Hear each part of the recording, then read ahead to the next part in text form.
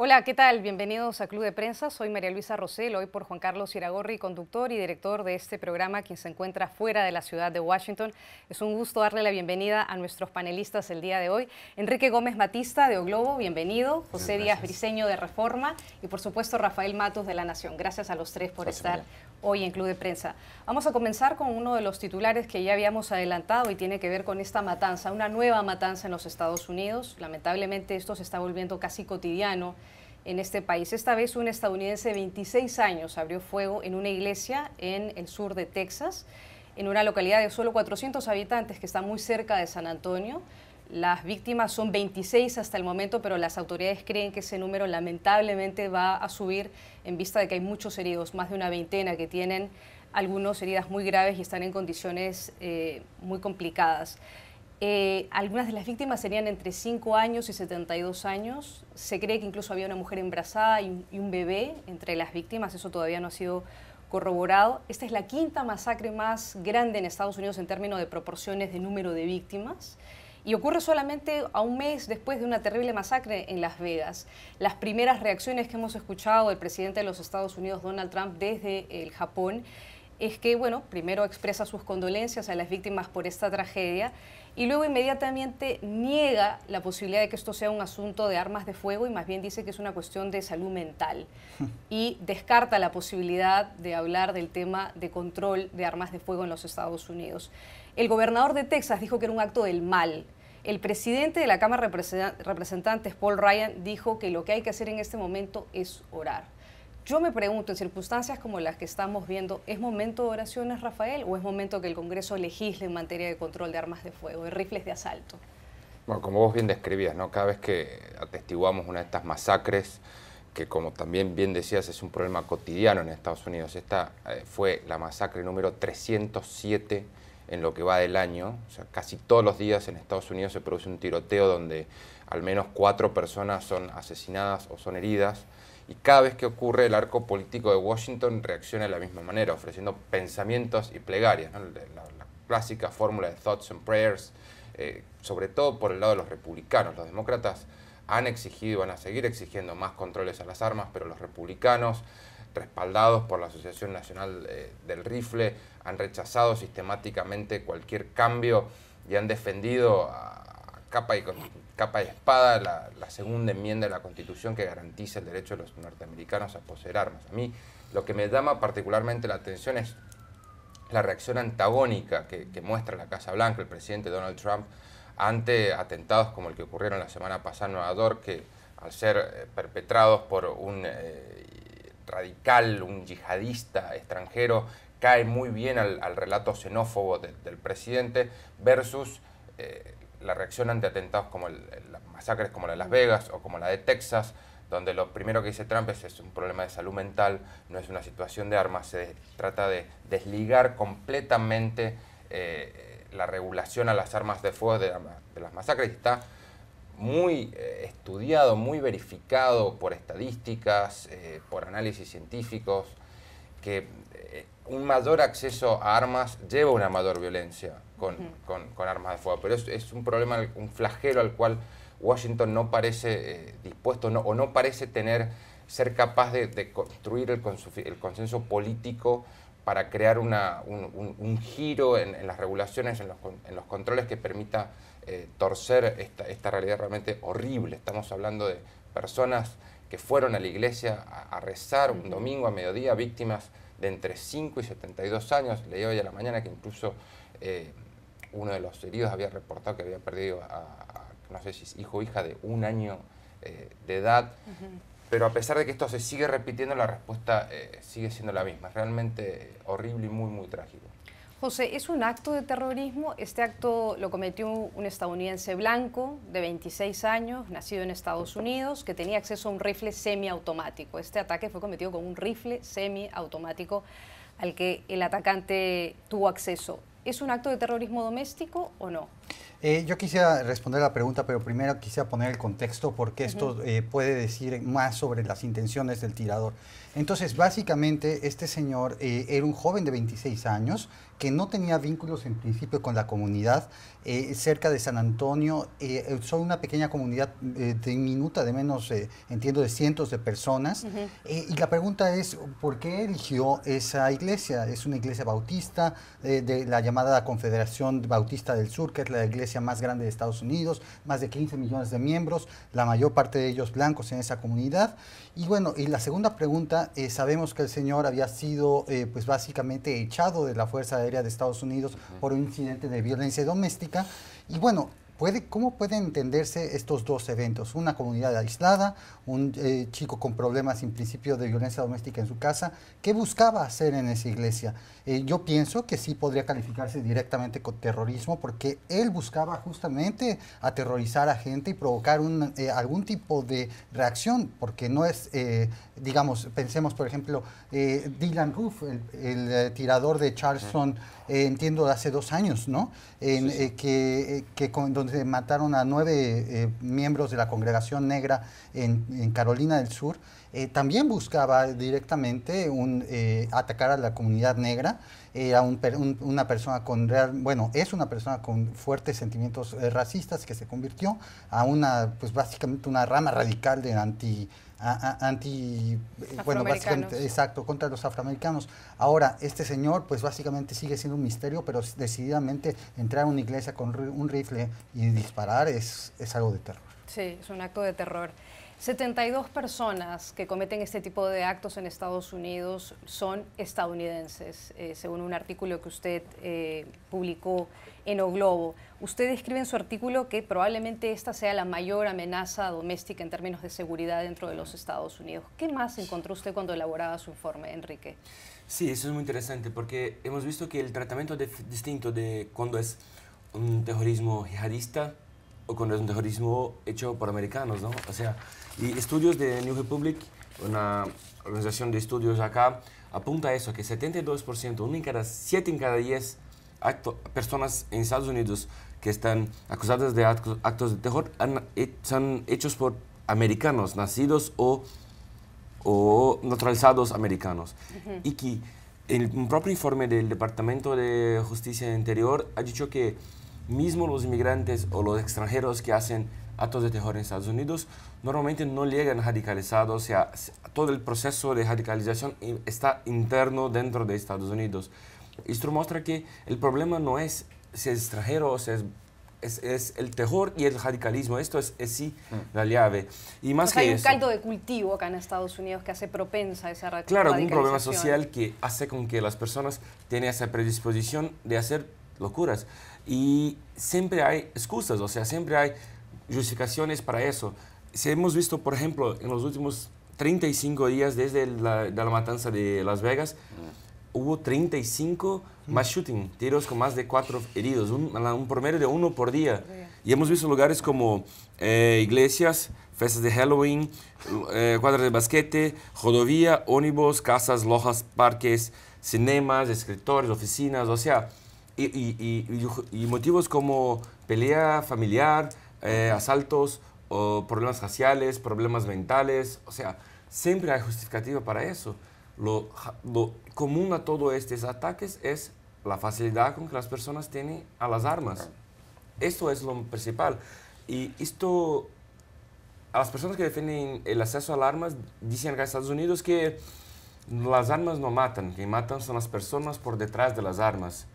Como si las armas se dispararan solas, básicamente. Sí, pero yo hice, por ejemplo, cuando estuve en Las Vegas cubriendo la matanza, y es un poco raro, porque sí hay personas malas, pero son las personas malas no tienen acceso a las armas, se queda un poquito más difícil matar a otras personas, ¿no? O sea, claro que es necesario tener un debate, y sabemos que la arma es un tema cultural en Estados Unidos, pero no es posible ser tan negro y blanco, o sea, es posible tener muchas opciones. Es posible mantener la cultura de armas, pero, por ejemplo, restringir acceso a armas semiautomáticas.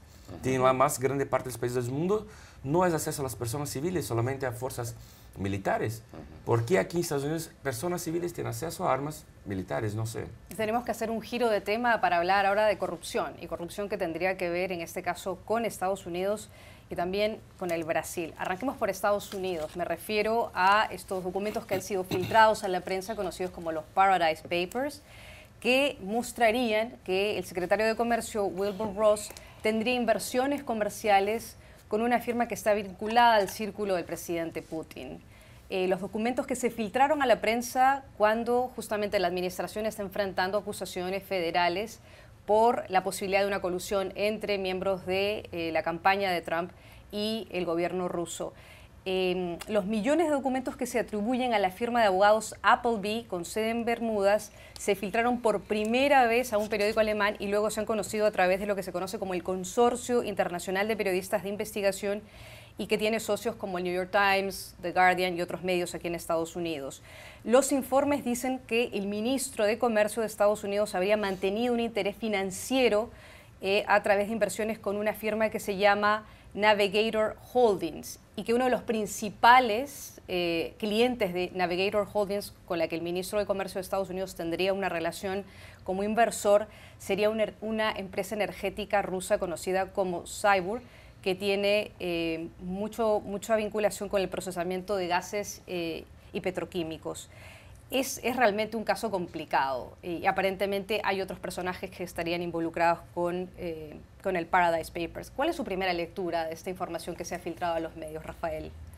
Bueno, siempre que uno ve un gobierno que trae gente con una larga trayectoria en el sector privado y sobre todo con una larga trayectoria en Wall Street, es muy difícil que no se tope con este tipo de situaciones, ¿no? Funcionarios que en su pasado tuvieron algún tipo de vínculo con empresas offshore, con fondos de inversión ubicados en las Islas Cayman, en Delaware, en Seychelles o whatever. También pasa, por ejemplo, en la Argentina, el ministro de Finanzas de Mauricio Macri, Luis Caputo, que estuvo vinculado al sector financiero antes de ser funcionario público, también trabajó para un fondo de inversiones que fue develado por Paradise Papers, con sede en Islas Cayman, en Miami y en Delaware, da salido a dar explicaciones y tal y demás. Eso por un lado, ¿no?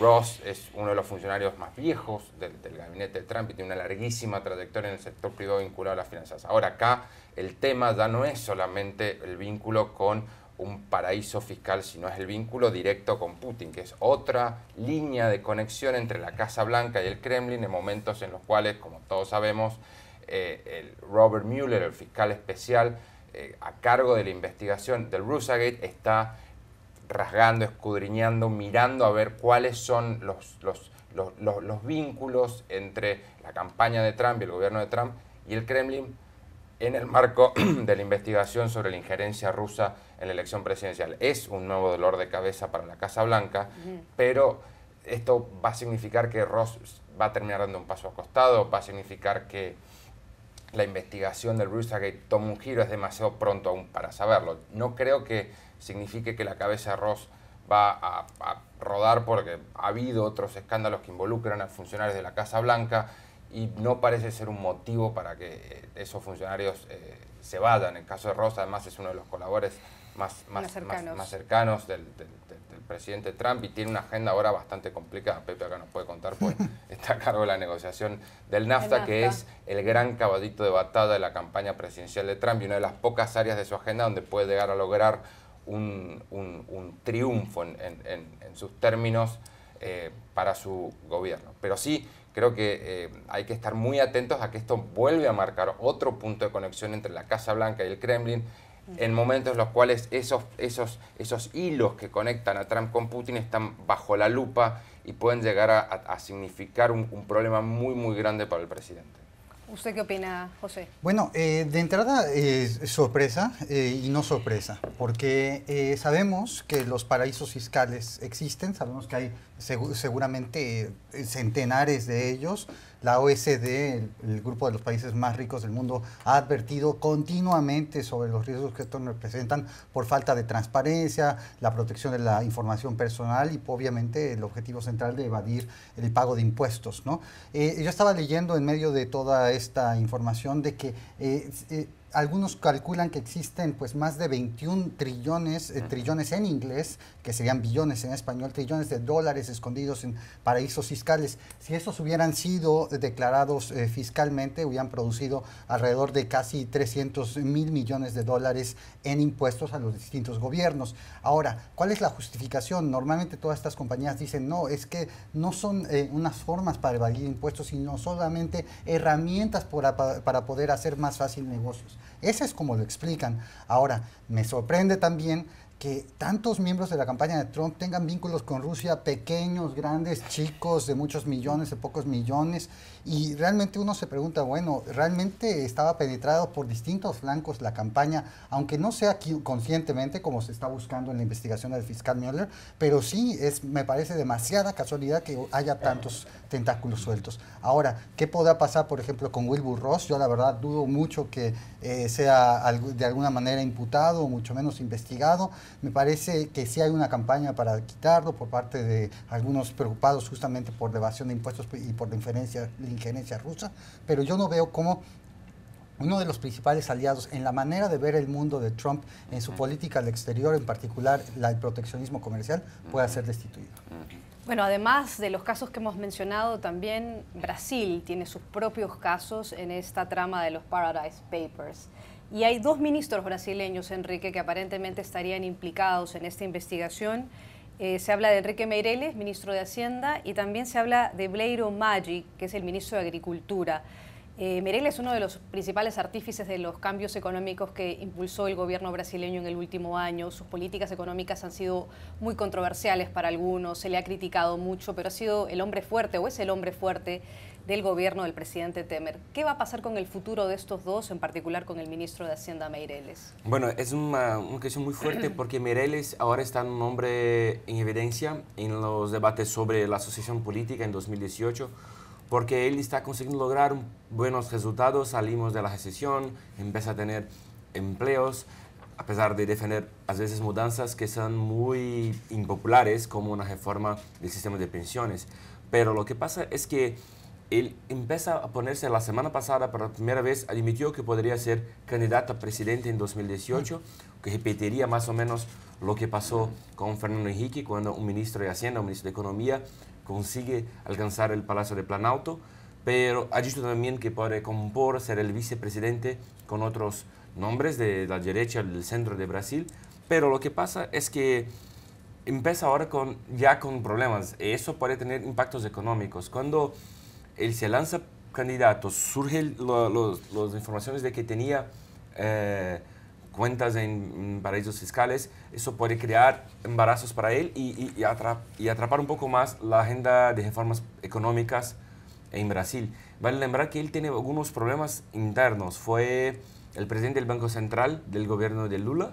Después, antes de tornarse ministro ahora de Economía con Temer, fue presidente de la holding de JBS, la misma compañía de carnes que está involucrada en todos los debates sobre corrupción en Brasil. Incluso fue presidente cuando los dueños de la compañía han hecho todos los cargos de corrupción. O sea, de dos, una, o sabía y no ha hecho nada, o no sabía, o que era un pésimo para una persona que tiene una imagen de gran ejecutivo, de gran gestor. O sea, todavía Meirelles hoy es una figura central en la economía de Brasil. Cuando hubo la posibilidad de Temer caer, muchos inversionistas preguntaban si Meirelles continuaría con otro gobierno y dijeron que sí, eso tranquilizó los mercados, la cotación del dólar, pero ahora sí que empieza a poner el pie más fuerte en la política, comienza a volver más atención y con eso puede comprometer la agenda económica de Brasil. Y se supone que él era candidato también o posiblemente un precandidato a las presidenciales. El nombre de él figuraba como posible precandidato, ¿verdad? Sí, su nombre está apareciendo como un posible candidato. Sería un candidato por la continuidad de las reformas económicas. No es un nombre muy popular en Brasil, pero como los políticos están en tan mal momento en Brasil, como nadie le quiere volver a votar en los políticos, puede ser un hombre para intentar tranquilizar los mercados, para ser un hombre que las personas pueden votar, o podrá incluso ser un hombre para compor y ser el vicepresidente. Ha dicho eso también semana pasada, que por la primera vez podría pensar en ser vicepresidente. O sea, es un hombre que está sin el juego de 2018. ¿Y cuándo se definen quiénes son los candidatos a las presidenciales? Bueno, hasta abril. En el final de abril los candidatos, los partidos tienen que definir, las personas tienen que firmarse en sus partidos y quienes están en gobiernos, como el caso del ministro Mireles, tienen que salir del gobierno para empezar las campañas. Su campaña. Sí. Bueno, con eso regresamos después de este corte. Vamos a nuestra primera pausa comercial en Club de Prensa. Ya volvemos.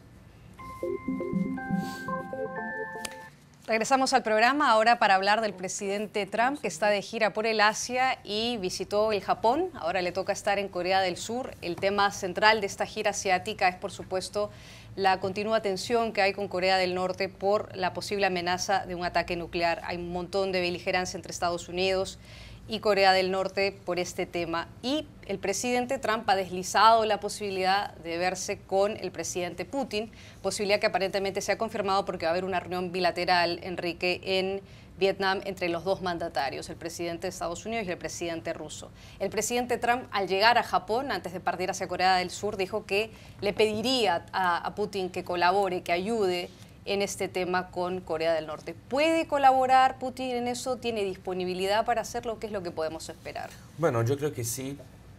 Rusia puede involucrarse un poco más,embora Putin no sea una persona que tenga un contacto muy próxima de Kim Jong-un, pero puede sí participar un poco más. Pero la llave para esta negociación continúa siendo China. China es el gran interlocutor con Corea del Norte y es el gran nombre que puede intentar convencer a tener una negociación, una solución negociada, un diálogo, y que no hemos visto todavía hasta ahora. Pero esta gira de Trump es muy importante por eso y bueno, vamos a acordar que hoy se cumple exactamente un año de elección de Trump y eso muestra Trump intentando mostrarse en una gira muy importante, en la región más importante del mundo hoy para los Estados Unidos, cómo puede ponerse. Y además del tema de Corea del Norte, va a hablar de comercio. Hemos visto que el primer acto de Trump en la presidencia fue salir del TPP, el acuerdo comercial más grande del mundo, que uniría todos los países de Asia y muchos de la América, menos China. Sería una forma para ponerse frente a China y Trump decidió salir eso como la primera medida. Va a encontrarse en Vietnam con estos líderes y va a ver qué proponer. O sea, estamos hablando de negocios muy importantes, de trillones de dólares de nuevo y más que eso, del poder geopolítico. Sin Trump sacando a Estados Unidos de este TPP, abrió espacio para China crecer aún más, tanto en la región como en el comercio global. O sea, estamos viendo de dos maneras muy importantes. Sí que Corea del Norte es un tema muy importante, pero no podemos olvidar del tema de comercio, que es muy, muy importante para esta región. José. Sí, coincido plenamente con el colega porque me parece que en el comercio pues vamos a ver una vez reafirmado lo que Trump ha insistido desde su campaña. Muchas personas no creían que tuviera esta postura proteccionista de salirse del TPP, consideraban que era una retórica política como había sido usada incluso por el propio expresidente Obama, quien había lanzado diatribas contra el libre comercio, pero una vez llegado a la presidencia cambió su tono e incluso negoció el llamado TPP. Ahora, ahí en Asia vemos a países como Japón extremadamente preocupados por esta retórica proteccionista. Me llamó mucho la atención algunos de los actos, digamos, algunas de las acciones, digamos, de oropel o de protocolo que los japoneses han puesto a hacer a Trump. Por ejemplo, le cocinaron una hamburguesa. O sea, para una cultura que es tan orgullosa de sus tradiciones culinarias, que le hayan puesto una hamburguesa me parece fantástico. También está un video recorriendo las redes sociales de Trump alimentando pescados en un lago en Japón. Una manera como para distraerlo, porque sabemos que él se aburre mucho. Y después, incluso en una mesa, el primer ministro japonés le regala una gorra que dice Shinzo y Trump haremos una alianza todavía más grande aún. Esta continua deferencia de Japón para tratar de lograr suavizar a Trump de alguna manera, a mí me parece, con todo respeto para los japoneses, ridícula, sabiendo nosotros en México y Canadá que Trump no le importa ningún tipo de acción, digamos, protocolaria. Él va a seguir adelante con su política y hay que decir una cosa, él acusó a las automotrices japonesas de inundar el mercado estadounidense, pero con base en una gran mentira. En este momento, 3 de 4 automóviles japoneses o producidos por empresas japonesas, 3 de 4 que han sido vendidos aquí en Estados Unidos son producidos en Estados Unidos. Ya las empresas japonesas generan muchísima inversión dentro de Estados Unidos y lo que todo el mundo se pregunta es ¿qué cosa quiere decir Trump cuando dice que vengan todavía más inversiones desde Japón? Rafael, sería una gran paradoja que Putin se reúna con Trump en Vietnam a un año de cumplirse la elección del presidente Trump aquí en Estados Unidos, en medio de una investigación donde se está tratando de indagar si es que hubo efectivamente una colusión entre Rusia y los miembros de la campaña Trump, y que sea Trump el que le pida ayuda por Corea del Norte. ¿Cómo lo ve usted? Sí, no solamente una paradoja, sino que además va a ser escandaloso que Trump no le va a decir absolutamente nada sobre la injerencia rusa en la elección presidencial, que ya el Kremlin ha sido acusado por todas las agencias de inteligencia de Estados Unidos. El arco político aquí en Washington coincide en que Vladimir Putin quiso torcer el destino de la elección presidencial. El Congreso de Estados Unidos le colocó sanciones a Rusia por esa injerencia, pero Trump ha dicho una y otra vez, ha cansado de decir que es una historia falsa, que es un fraude, que no existe colusión, que no hubo colusión entre su campaña y el Kremlin, y se va a quedar mudo en su reunión con Putin, no le va a decir absolutamente nada sobre esto que muchos califican ha sido el ataque más serio que ha sufrido la democracia estadounidense en su historia, en términos de ataque a la democracia, ¿no? Sí, Trump necesita acordar con Putin dos temas muy concretos en su política exterior. Uno es la ofensiva contra Estado Islámico. Recordemos que Estados Unidos y Rusia son aliados, forman parte de una coalición global que ha logrado doblegar a la organización terrorista, la ha hecho retroceder, le ha quitado el control de pozos petroleros. Es una ofensiva que se ha desplegado con más fuerza en Medio Oriente, pero ahora se está moviendo hacia África. Y ha sido una ofensiva exitosa.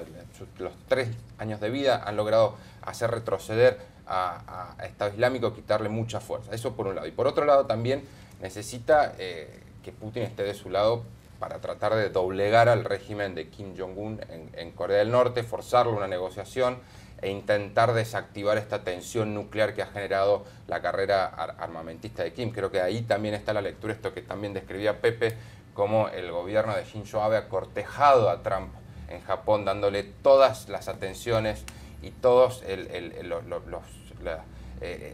color protocolar, toda la pompa protocolar que se le puede dar a un jefe de Estado en busca más que nada de esto, ¿no?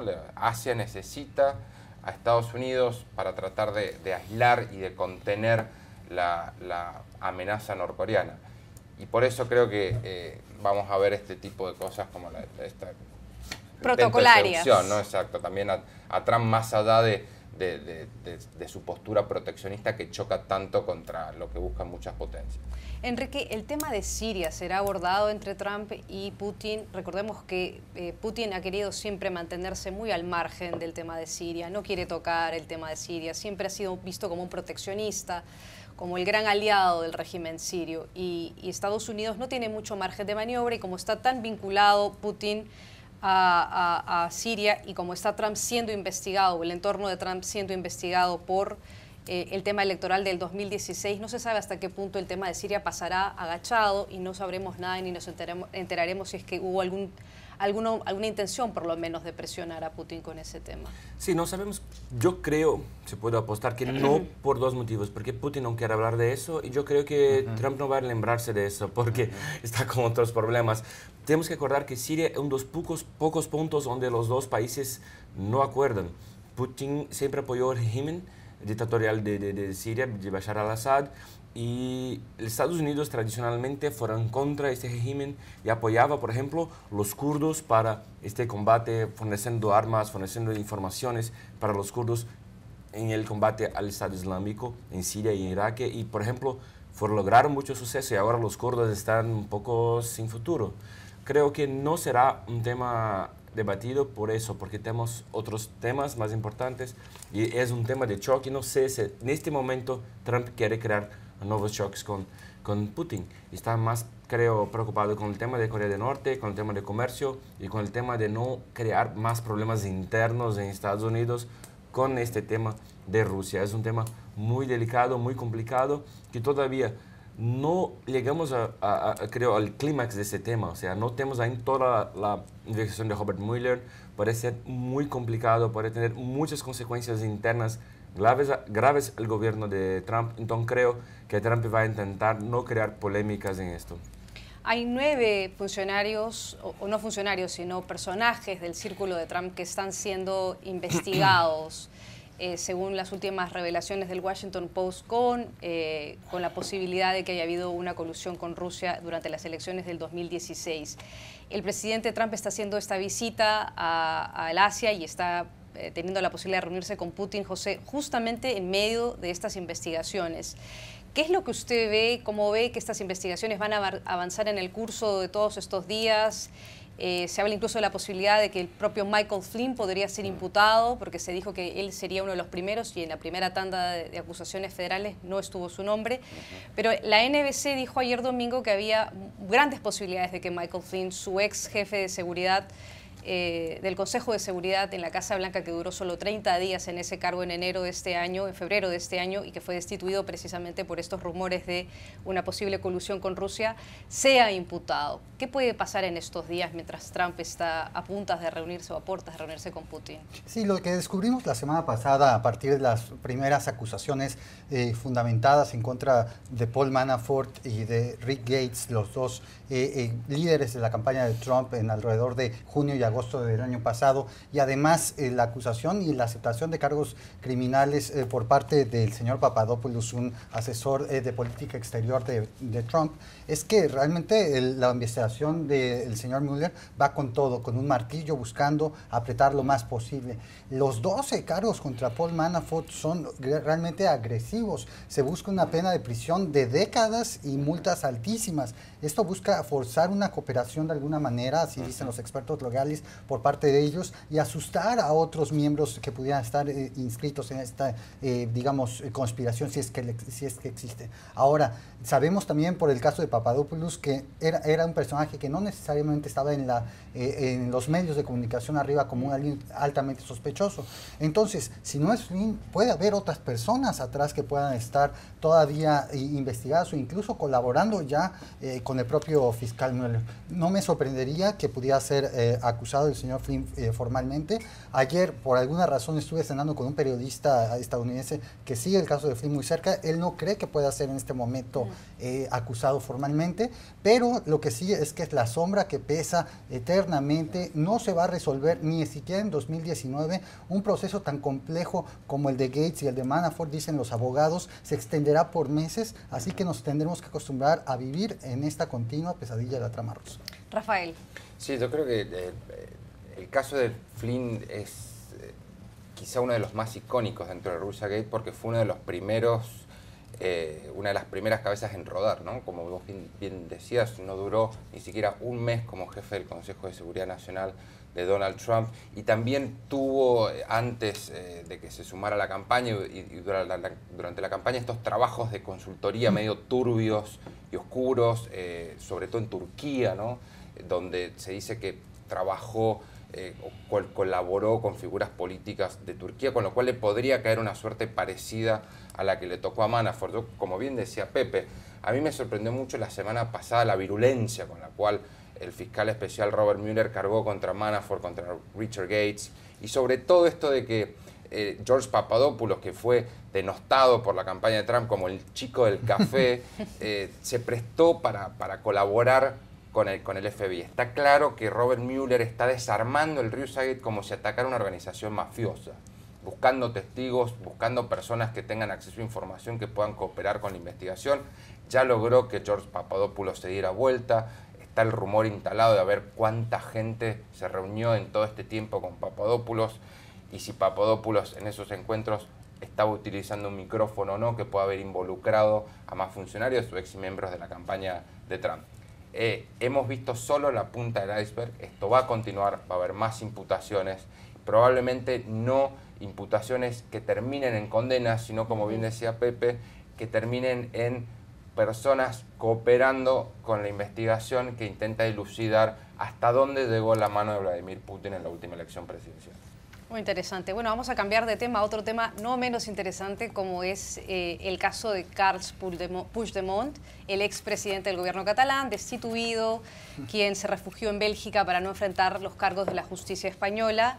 Y la justicia belga, donde él se encuentra, Bélgica, perdón, donde él se encuentra, la justicia de ese país ya decidió darle libertad. Él había ayer, junto con otros cuatro concejales, miembros del gobierno destituido de Catalán, miembros destituidos del gobierno de Catalán, se habían entregado a la justicia belga para evitar ser arrestados y no tener una imagen tan negativa, porque desde ya tienen una imagen bastante complicada. El juez ha decidido darles la libertad. Ellos comparecieron y ahora tienen que presentarse el 17 de noviembre a responder tiene que decidir el juez si es que va a extraditar a estos señores a España o si se quedan en Bélgica. Lo que está haciendo Puigdemont básicamente es ganar un poco de tiempo, pero no se sabe qué va a pasar. ¿Qué cree que va a hacer al final la justicia belga con relación a Puigdemont y a los otros, Enrique? La justicia belga está con un reto muy importante porque puede cambiar totalmente las elecciones del 21 de diciembre. Esto es muy clave porque hemos visto que después de todo lo que pasó en Cataluña, las fuerzas de independencia estaban muy divididas y estos cargos sí unificaron de nuevo y caberá entonces la decisión de la justicia, la decisión de la justicia de Bélgica tendrá impacto directo en las elecciones del 21 de diciembre, donde se renovará el gobierno de Cataluña, ¿no?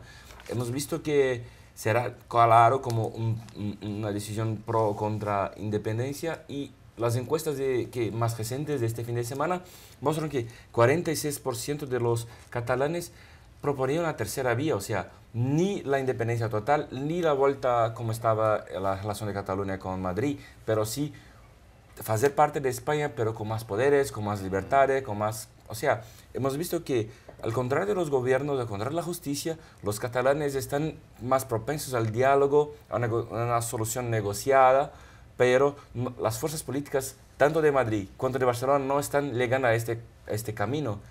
Y la posición de la justicia belga será importante porque si manda Puigdemont para España para cumplir cargos, será realmente un mártir y va a unificar aún más las fuerzas de independencia. Creo que sigue un reto muy, muy grande para los jueces de Bélgica. Tiempo para hacer una pausa comercial, ya regresamos a Club de Prensa.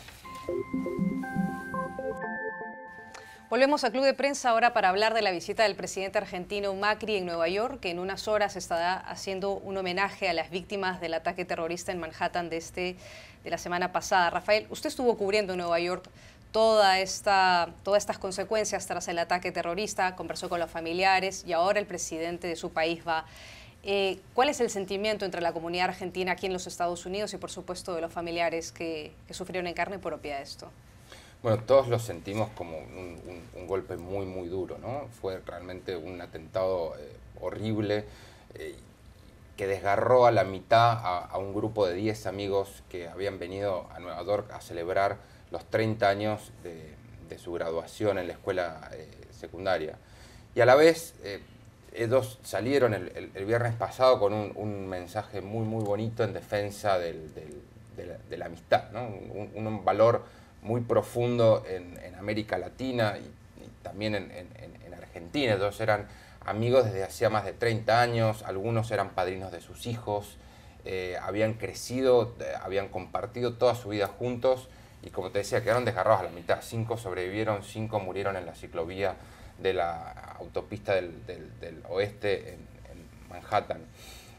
Todos recordaron, o todos dijeron haberse sentido muy, muy emocionados por una columna que se viralizó después del ataque de un periodista norteamericano que vivió mucho tiempo en Argentina y escribió para la revista America Quarterly del Council of the Americas un artículo que se llamaba Estos muchachos representaban lo mejor de la Argentina, donde describía muy bien, de una manera muy, muy personal, estas amistades fraternas que se ven en la Argentina, de grupos que comparten su vida, que tienen chistes que van hasta 30 años atrás, 20 años atrás en el pasado, que se ponen sobrenombres, que comparten sus experiencias más dolorosas, sus experiencias más felices, sus dudas, sus temores, sus problemas de pareja, sus problemas familiares, sus problemas laborales. fue realmente muy doloroso y muy triste ver cómo este grupo quedó, como te decía, desgarrado a la mitad, pero también uno no puede evitar sentir cierto orgullo por este mensaje de amor y de defensa de la amistad y del estilo de vida que ofrecieron al mundo unos días después del ataque en el consulado argentino en Washington. El presidente Mauricio Macri va a honrar este vínculo de amistad fraterna de estos amigos, va a honrar a las víctimas hoy en Nueva York y después va a intentar convencer a empresarios de que inviertan en la Argentina, que ha sido una de sus grandes obsesiones como presidente. Volver a reinsertar a la Argentina en el mundo y volver a convencer a las grandes empresas de que vuelquen dinero en la Argentina, entierren dinero en la Argentina para crear empleo, mejorar los salarios y reducir la pobreza. Es una estrategia que en la Argentina algunos respaldan, otros critican. Yo creo que el presidente debería, así como le presta atención al capital extranjero o intenta seducir al capital extranjero, debería también cultivar el semillero de empresarios argentinos, ¿no? Debería tratar de apuntalar en la medida de lo que pueda, con políticas impositivas, con aliento a la inversión, con aliento sobre todo al emprendedurismo, ¿no? Tratar de generar una nueva fibra de empresarios argentinos que apuntale el crecimiento de la economía y logre instalar finalmente a la Argentina, como se dice, en un camino, en un sendero de crecimiento sostenido. Pero la misión que trae Macri a Estados Unidos es, como te decía, tratar de seducir a los empresarios para que eleven su compromiso con la Argentina y que eso permita crear más empleos, reducir la pobreza. Y sin duda llega en un buen momento porque acaba de ganar las elecciones legislativas de tu país. Bueno, sí, obtuvo un un respaldo político muy contundente en la última elección. Sí, y sobre todo muchos empresarios aguardaban con cierta expectativa esa elección para ver si la Argentina iba a confirmar este giro político con Mauricio Macri o si iba a volver al populismo, ¿no? La expresidenta Cristina Kirchner es vista, sobre todo desde aquí, desde Estados Unidos, como la figura que encarna el populismo en la Argentina y salió derrotada en la última elección legislativa. Ahora, ¿significa eso que el populismo se ha ido definitivamente de la Argentina? No, porque también el populismo y el giro político que imprimió Mauricio Macri enfrentan desafíos, ¿no? Todavía este cambio no ha terminado de asentarse, la Argentina ha comenzado a crecer, pero todavía tiene una inflación muy alta, todavía no ha logrado terminar de enarbolar un giro político lo suficientemente arraigado. Tenemos 30 segundos, me dice la productora, para hablar sobre las bodas falsas de Argentina. Es otro tema argentino bastante complicado. ¿Están de acuerdo con hay una nueva moda aparentemente en Argentina? Rafael nos contará un poquitín más, pero 30 segundos para que nos diga si es interesante, divertido, está de acuerdo o desacuerdo con realizar bodas falsas, porque no son bodas verdaderas, son unas fiestas que se hacen para entretenimiento. Menos argentinos se casan ahora por la vía de la iglesia y por la vía civil, así que algunos deciden hacer simplemente fiestas para divertirse. ¿Qué le parece esto, Enrique? Bueno, yo creo que todo tipo de fiesta es siempre bienvenida. A mí no me encanta mucho, yo no he hecho fiesta ni mi propia boda. Con otra historia te cuento, no fui mi boda, pero yo creo que sí, todo tipo de fiesta es siempre buena, necesitamos más fiestas y más diversiones, esto es lo que el mundo necesita. Ok, ¿qué le parece a usted, José? A mí me parece una fabulosa idea de negocio, esta cuestión de los matrimonios siempre da para cantidad de hacer dinero, hay programas de televisión de cómo se organiza una boda, cómo se consigue un vestido de novia, me parece que estos chicos que organizan bodas falsas le dieron a un negocio clave. El número de argentinos que se ha casado, según el artículo que estábamos comentando, ha disminuido en Argentina. ¿A qué se debe eso, Rafael? Bueno, ahora los jóvenes eligen vivir juntos antes que casarse, ¿no? Hay un cambio de hábito, de costumbre que se ve también en otros países del mundo, pero claramente a los argentinos nos sigue gustando la fiesta. Y las bodas en Argentina suelen ser celebraciones que se extienden por horas y horas y horas, sí, que terminan al amanecer. Creo que está claro que estos jóvenes no quieren que ese hábito y esa costumbre termine y por eso han tenido esta excelente idea. O sea, menos bodas, pero más fiestas. Básicamente ese es el mensaje que queda claro en este artículo. Creo que se ajusta bien a la Argentina. Sí. Bueno, celebremos entonces. Bueno, vamos al último corte comercial y después regresamos al programa. Es hora de despedir el programa. Les agradecemos a ustedes por su sintonía y por supuesto a nuestros invitados por acompañarnos el día de hoy. Enrique Gómez Batista de O Globo, gracias. José Díaz Briceño de Reforma y Rafael Matus de La Nación. Muchas gracias a los tres por haber estado el día de hoy. Con ustedes será hasta la próxima. Muchas gracias.